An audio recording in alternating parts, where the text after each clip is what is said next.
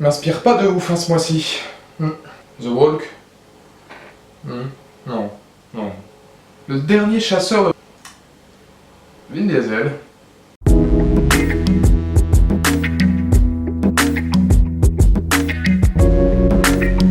Ah mais non. Trop personnel. Salut à tous, c'est Valou, et on se retrouve aujourd'hui pour un tout nouveau format, l'interlude. Oui, je sais, j'ai trouvé que ça.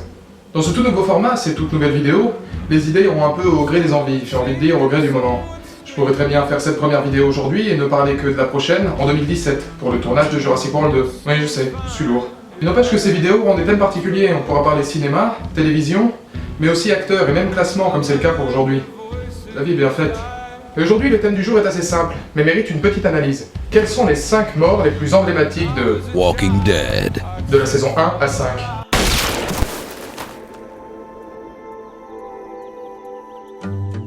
Depuis le début de la série, on peut dire qu'on a assisté à une belle brochette de morts, à tel point qu'on pourrait presque imaginer l'ouverture d'un McDo humain, tellement les gens se font déchiqueter comme des burgers. Et quand c'est pas les zombies qui s'y mettent, c'est les humains. On est juste avec le groupe qui a le moins de bol du monde. Oh, sans déconner, même les mecs de Game of Thrones ont une meilleure assurance santé à ce niveau-là.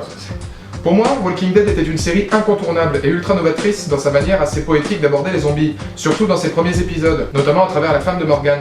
Par la suite, si la saison 2, ou du moins sa deuxième partie, est pour moi un bijou, je dois reconnaître que la saison 5 a quelque peu sauvé une série en perte de vitesse, freinée par un quatrième opus particulièrement décevant. Et qui dit suspense, dit aussi, selon moi, hashtag super objectif, 5 morts emblématiques dans la série.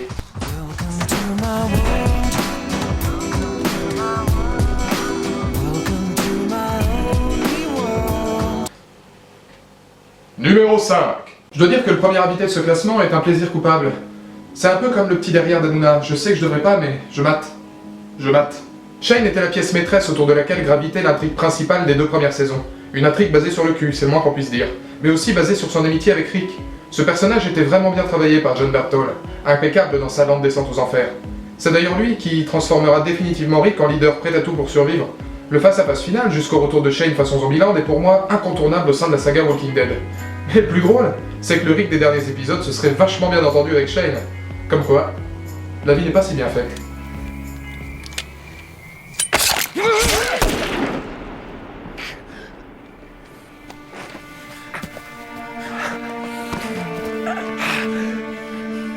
C'est toi qui nous as fait ça! C'est ta faute, pas la mienne!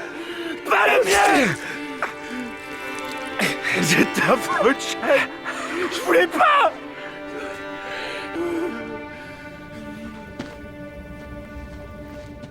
Numéro 4.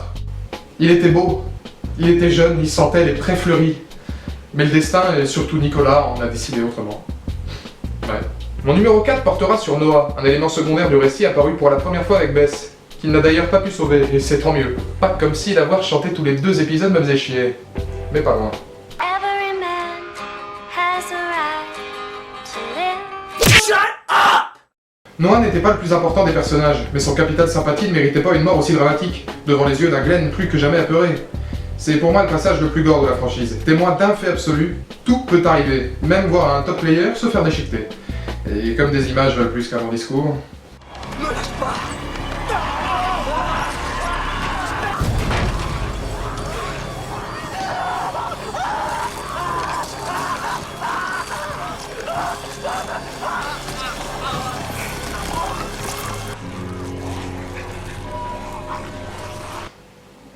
Non mais même moi de 2, 3, 4, dire que j'ai fait le montage, j'ai dû l'avoir 6, 7 fois. Là. Pour la petite histoire, Tyler James Williams, qui campe Noah, était le 2e personnage de la série Tout le monde déteste Chris, une série basée sur Chris Rock, afro-américaine, a joué dans Walking Dead après l'apparition de Vincent Martella dans la saison 4. Et les 2 sont morts. Walking Dead 2, Tout le monde déteste Chris, 0. Numéro 3. Pour ce numéro 3, j'hésitais entre plusieurs personnages, notamment Lizzie et Micah, voire même Dale ou Herschel. Dans ce cas-là, vous allez me dire, mais pourquoi tu ne les as pas mis en 4 et 5 ? Et j'en sais rien. Mais finalement, mon choix s'est porté vers Merle, le frère de Daryl Dixon, à l'époque où Daryl était encore un jeune redneck, très sympathique à regarder. En soi, mis à part la mort de Merle, qui est assez dramatique, quand on sait que c'est son frère qui le tue, c'est surtout son personnage assez emblématique qui m'a intéressé. Tout au fil de la saison 1 et de la saison 2, j'ai attendu pertinemment le moment où il allait revenir après s'être tranché la main, et je dois dire que j'ai pas été déçu. Son personnage était de loin l'un des plus charismatiques. Comment ça se fait qu'il n'y a jamais rien eu entre nous? Tu m'as traité de salope. et de prout-minou. Ouais, je sais parler aux femmes. Ah ouais?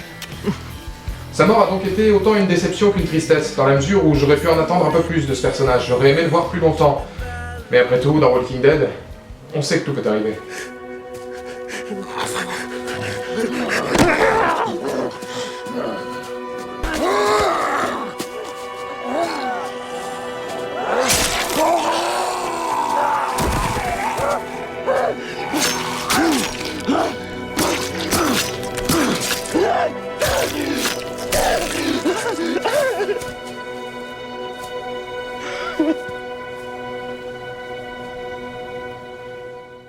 Numéro 2.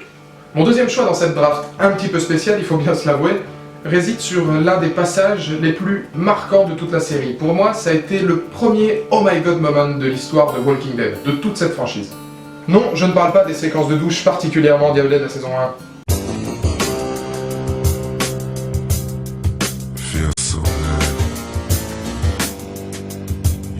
Mais il vient de la scène de la grange, emmenée par un Shane hors du commun. L'ensemble de cette séquence à couper le souffle constitue un final de mi-saison incroyable, d'autant que la première partie de cette saison 2 était assez soporifique.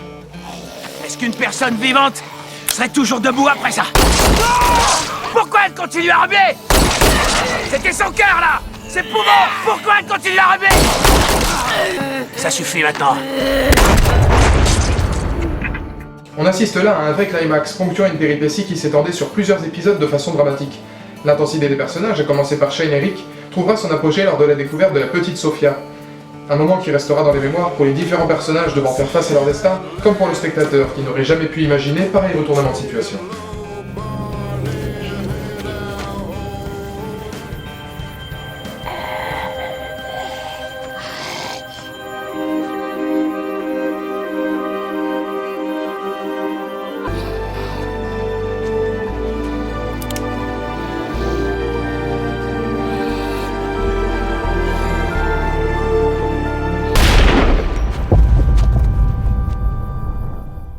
Numéro 1. Wow, je sais. Tu t'attendais à beaucoup de personnages et là tu sais que ça va être Laurie parce que j'ai pas le choix. Et tu te dis qu'en fait sa mort c'était un peu Noël avant l'heure. C'est vrai. Mais c'était épique. Qu'on se le dise, et vous le savez aussi bien que moi, Laurie était sans aucun doute l'un des personnages les plus détestés des fans. Dans le genre relou, il y avait Andrea aussi. Mais elle s'est fait shame. Alors, je peux pas lui en vouloir.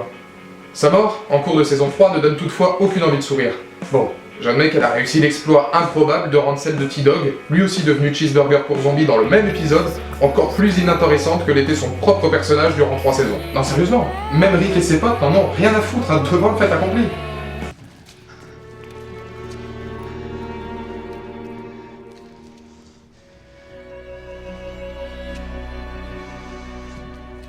La mort de Laurie mélangée aux émotions de Carl et son père font du début de la saison 3 une séquence tristesse vraiment impressionnante, et le jeu d'acteur père-fils des Crimes se vaut le détour. Et puis merde, Laurie est morte, ça vaut bien une première place.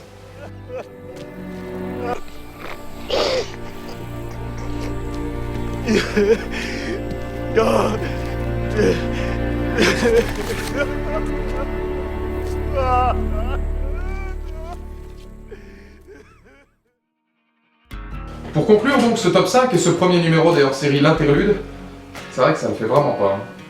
Je terminerai en disant que les 2 premiers épisodes de la saison 6 que j'ai eu l'occasion de regarder sont vraiment très prometteurs. J'ai trouvé ça vraiment très sympa, et je dois dire que la série a vraiment un regain de forme depuis quelques épisodes, beaucoup plus gore, beaucoup plus nuancé, avec beaucoup plus de personnages, mais sans tomber dans ces travers de la saison 4 et de la première partie de la saison 2, où voilà, on était vraiment dans la psychologie des personnages à outrance, quitte à vraiment passer à côté du plus important, la tension et le suspense qui font de Walking Dead une série incontournable. Vous êtes 161, je le dis, je le répète, ça fait 3 épisodes, vous êtes 160, j'ai dû gagner une vingtaine d'abonnés en seulement une semaine. Alors je sais pas à quoi c'est dû, peut-être Seul sur Mars, hein, d'après tout, peut-être que Matt Damon. Merci beaucoup, n'hésitez pas dans les commentaires ci-dessous à me donner votre top 5, puisqu'après tout il y aura peut-être du Herschel, il y aura peut-être de l'Andrea, même si j'en doute, il y aura peut-être du... voilà. Et d'ici là on se retrouve pour un prochain numéro de l'interlude, on ne sait pas quand.